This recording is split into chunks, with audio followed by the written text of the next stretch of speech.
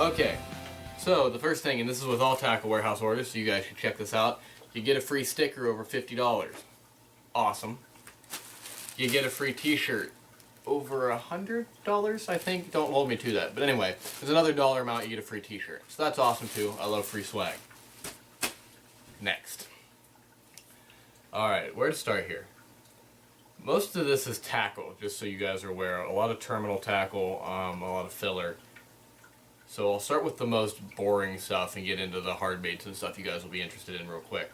The more boring type stuff, get rid of this, is I have 3 spools of Seagar Red Label fluorocarbon. Most of you guys, if you're watching this video, probably know Seagar makes a primo fluorocarbon. It's normally very expensive. This was on sale through Tackle Warehouse for their 25 Days of Christmas sale. I think I got these spools for like $8 a piece or $9 a piece, which is insane. They're 200-yard spools. I got 6-pound, 12-pound, and 8-pound fluorocarbon. The 6-pound I'll probably use as tippet, and then the 12 and 8 I will probably spool some reels with. I'll probably get 2 reels out of each if I use backing. So there's that. Next. Most boring next part would be I have a ton of replacement skirts. I think it's all the packs. So there's 2 packs of Z-Man Easy skirts, which basically are looped on the top and they slide on real easy. I'll probably use those more on spinnerbait type baits instead of jigs. And then I have 2 packs of their banded skirts, which are just traditional banded jig type skirts, and I have those in like a shad, a black and blue, and then 2 natural colors in the other one. I have tons of jigs laying around without skirts and spinnerbaits that could use some love. Okay, Honey Badger flipping skirts from EcoPro. These are tungsten tipped flipping skirts. I'm not huge into flipping, but they were on sale and I figured better to have and not need than need and not have. And the last thing that's not really tackle oriented but is crucial, guys, I cannot tell you how important this is a hook sharpener. I had one of the flat slide along hook sharpeners and broke it, and then my dad has used these forever, so I figured I'd give them a shot. These are diamond hook sharpeners. It's a pen style hook sharpener, and it's just got a groove in it, and you run your hook up and down it, and I'll tell you, having sharp hooks just makes a world of difference if you're missing hook sets, guys. If you're missing hook sets, you got to check out your hooks and see if that's your problem. Okay, fun stuff. We'll go terminal tackle to soft plastics to hard baits. That ought to be a good way to do this. So, terminal tackle, bobber stops for punching type-esque fishing. I live in the north, so the most I'm going to be punching is a lily pad here and a lily pad there, because we get a thing called ice. So it's more of a flipping type setup. I'll probably like docks, wood, hardcover oriented that way. So it's just Danielson bobber stops. They're like $1.20. You get 12 of them, so it's a good deal. Lots of bullet weights. So we'll start with the leads. I got the Eagle Claw half ounce because when you start getting into bigger weights, it's expensive, and Eagle Claw is pretty much 99 cents across the board. And these really aren't that bad a weight, so it's just a half ounce leads. So some bigger flipping weights.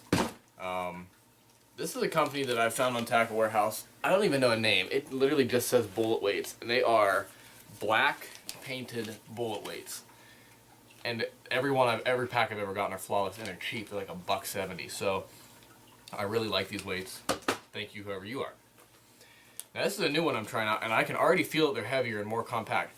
This is by Evolution Tungsten, and this is their pre-fish alloy weight pack. It's a 5-pack of, again, I like black weights because I can pretty much throw them on any of my rigs.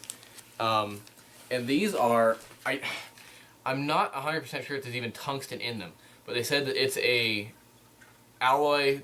Their whole spiel was it's cheaper than tungsten, so you can pre-fish it. I'll fish it as tungsten because I'm cheaper than fishing tungsten most of the time, unless I really, really need tungsten. So these will be great for me.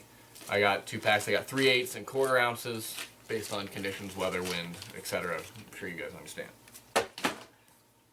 Next, we'll go into glass rattlers. Everybody's like, what the heck are glass rattlers? And that's because nobody has fished these since the 90s.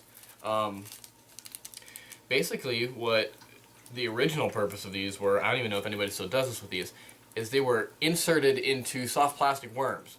And I fish a lot of weightless topwater worms. Not so much topwater, but like, my mind is totally blanking out. But anyway, they're made by Zoom, and it'll come to me and I'll just be like, oh, Zoom trick worm. See? And anyway, I inserted in the trick worm. It gives them a nice little rattle if you got some finicky fish and they're looking for a little more flash or something more reactionary. So they're 4mm glass tubes with 2 little BBs in it. They work great. Alright, now we're into some hooks. We got Strike King Tour Grade trailers. It's like a 5-pack of trailer hooks because I got spinnerbaits out the wazoo and they all need trailers. I've got these little things that I picked up, which are cool. These are drop shot fish heads, and this is actually the large, which makes me really curious about the small. They got Gamakatsu. Try it again. Hooks. They're made by Fish Head Spin, and I fish their underspin, so this is pretty cool. So it's got like the Fish Head Spin looking head on it. I don't know if that'll be in focus for you guys or not. You know what I can do? I can flip around the camera lens. Funky looking guy. I'll probably put a picture. That was how cool. Okay, so anyway, that guy. So, this is the fish head, and then underneath, oh, focus, baby, focus. It's got, yep, right there, a hole, and then it matches up on the top. And you can run your line actually through it. You tie off to the top, and then you have your drop shot weight below it, so it stands perfectly horizontal. Rig a soft plastic, and you got a fish jig type drop shot bait. And I'm a finesse fisherman. I drop shot like it's nobody's business. So, never fished these before. Excited to try them out. Fish Head Spin makes really quality lures. I love their underspins, so I'm excited to try their drop shot hooks. Next, we've got the classic Z-Man Shrooms. No, I'm not getting high. These are the Shroom Z. That's probably how they say it. It's just a mushroom head jig, finesse for Ned rigging. So, if you don't know what Ned rigging is, it's basically you take about this much of a Senko and you stick it on this and it sits on the bottom and it looks stupid and the bass eat it. I would never, ever, ever in a million years have probably started fishing this technique if it wasn't for a guy I met in the club, Jared Latone.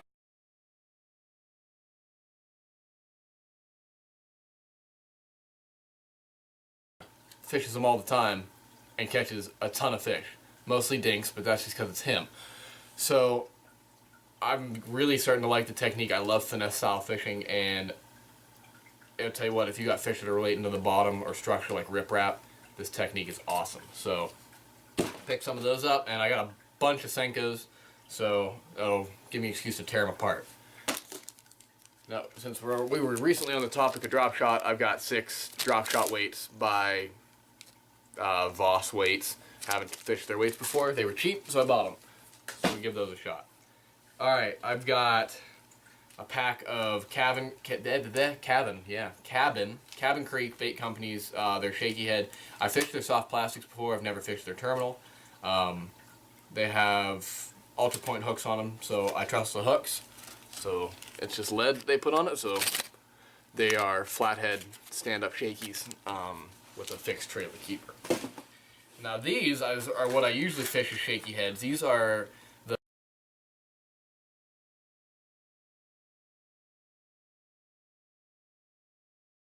with the not fixed trailer keeper. So we have, I don't know, I think I got 1/4 ounce and then 3/16. I think I normally even fish one size down from 3/16. So there's that, and there's that, and it has a moving trailer keeper. And for those of you guys who watch my Schwanger baits video, man, that just sounds weird. It has that moving keeper, which is nice because the Schwanger whiptail worm is only about this big, and I can flip that way forward and make it level with the hook. So those are really nice for fishing that type of worm. These are War Eagle swim bait jigs. I do fish a little bit of soft plastic swim baits, mostly fluke style. But these have trocar hooks. I got a screaming deal on them through Tackle Warehouse through the 25 days of Christmas. There's a pack of trocar jigs basically for $2 or something crazy. I was like, I can't pass this up. I'll go here to just get them out of my way. I have a Plano Pro Latch spinnerbait box. I think it holds like 25 spinnerbaits. Currently, my spinnerbaits are living in the bottom of my, what I call Canada box, that has all of my pike fishing tackle in it for when I guide bear hunts in Canada. That actually happens to be living right here. And the reason that is because it has a spinnerbait rack in the bottom. Well, that doesn't help me when I need to go to a tournament, so I'm going to pick out any spinnerbaits that aren't specifically for pike fishing, and they're going to go in my new Pro Box. I also got a 3701. So everybody's familiar with the 3700 size box. This is Plano's Pro Lock Shallow, and it's longer. So this makes 35 shallow compartments, and I'm probably going to rig this up to put most of my terminal tackle in it. I have my terminal tackle in another box. They only made like 16 compartments, which was really nice, until I bought another $70 worth of terminal tackle to start this tournament season. So I had to get some more storage. Okay, we're almost there. We are into, I think I said I was doing soft baits next. We're going to do soft baits anyway. Sorry if I lied to you. These are big bite bait, warmouth, like buzzfrog type baits, topwater, soft body topwater. And I will probably rig them on buzz baits as trailers. If you guys have seen, there's this new trend.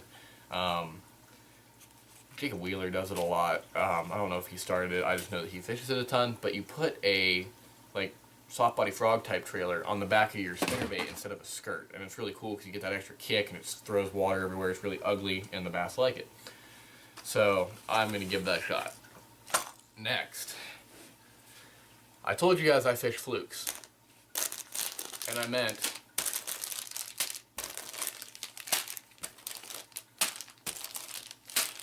I fish flukes. I make it rain flukes up in here. But no, seriously. I got a pack of the original length. These are the Super Salty Flukes by Zoom. The Salty Super Flukes. Super Fluke, baby bass color. Natural colors like baby bass and bluegill are killer for pretty much most of the year because it's easy food and the bass know what it is. And if you're fishing for bass, it's going to be in your lake. So you don't have to worry about is this a match the hatch kind of bait. It matches the hatch if you're fishing for bass. It's kind of self-explanatory. These Zoom flukes run great. I've never had an issue with them. They hold up super well. This pack will last me forever. My favorite color is the pearl in the original Super Fluke. So I got a pack of pearl juniors. To give you a size comparison, they are significantly smaller. So if I have to downsize or they're hitting smaller baits, I drop down to the Super Fluke Junior, which is significantly smaller profile. We have a lot of local lakes here in Ohio where we have to downsize a lot